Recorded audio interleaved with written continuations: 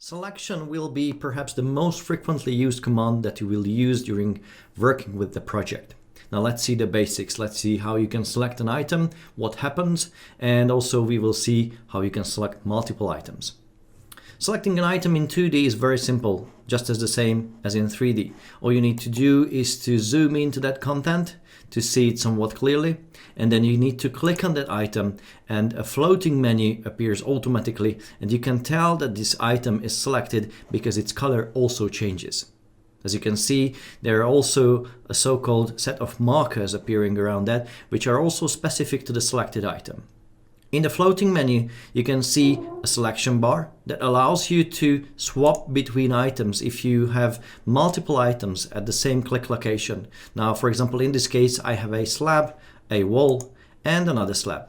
If I just keep clicking, I will cycle through these items. I can also use this jump list to jump directly into any of those items to make them selected. Now I have selected the slab, and now I can select the wall, for example.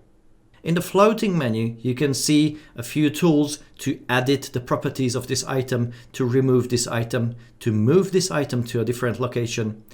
If it supports, you can also edit its components. And as you can see, there is a little menu appearing this here, the context menu, which is also specific to the selected item. Now this is the walls context menu. At the same time, at the left-hand side, you will see the properties appearing. Now these are not only for viewing, but you can also edit any of those properties here at the left-hand side, and all those changes will immediately appear in the 2D and in the 3D as well. If you would like to get rid of the selection, if you would like to cancel the selection, all you need to do is to hit escape on your keyboard a few times while the selection is gone. Of course, if you would like to select multiple items, you can do that easily. If you select the first item that you would like to select, if you need, you can also use the selection cycle. And then if you keep holding the Ctrl and clicking on the second item, you will see that second item gets selected. And the same way, by keep holding the Ctrl or the Shift key, you can keep adding multiple other items to the selection. The same thing happens if you would like to remove an accidentally selected item. Now, if I would like to remove this item from the selection, I need to keep holding the Ctrl or the Shift key while I'm clicking on it. As you may have noticed already, if you select an item and then you select another one, the first item selected will appear with a different color. This is the reference item in a selection, which is important in case of selecting, for example, parallel items. In this case, this is the one that will keep its position, and this is the one that will be moved to another location if I change the distance between the two parallel items.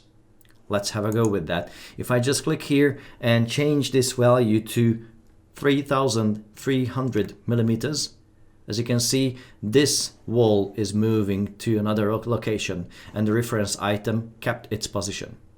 You can undo any changes if you click on the undo icon here at the top of the window. You can also select multiple items by using the so-called rectangle selection tool. Let's see how that goes. If I zoom out a little bit, then I can select those items appearing here easily.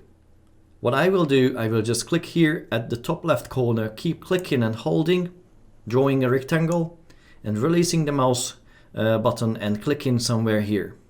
Now it's important that if you move the mouse from the left to the right, or you move the mouse from the right to the left, as you can see the area is different. This will be important soon. Now I will cover this area with this blue rectangle and click here. And as you can see, all the items that were 100% in this area are selected. Now let's do the other way around. So what I will do now, I will get rid of the selection and I will try to cover the same area, but this time from the right to the left. As you can see, in this case, every single item that was inside this area 100% or just barely touched it will automatically get selected. This is the difference between the rectangle selection from left to right, blue color, and right to left, green color. This knowledge will be very useful in certain situations when you create your content. Besides the basic selection tools, the software allows a great amount of selection tools by selecting items by the properties, by the colors, layers, and many more. If you would like to understand how they work, you need to go to another tutorial. All the selection tools are, by the way, here in the selection menu.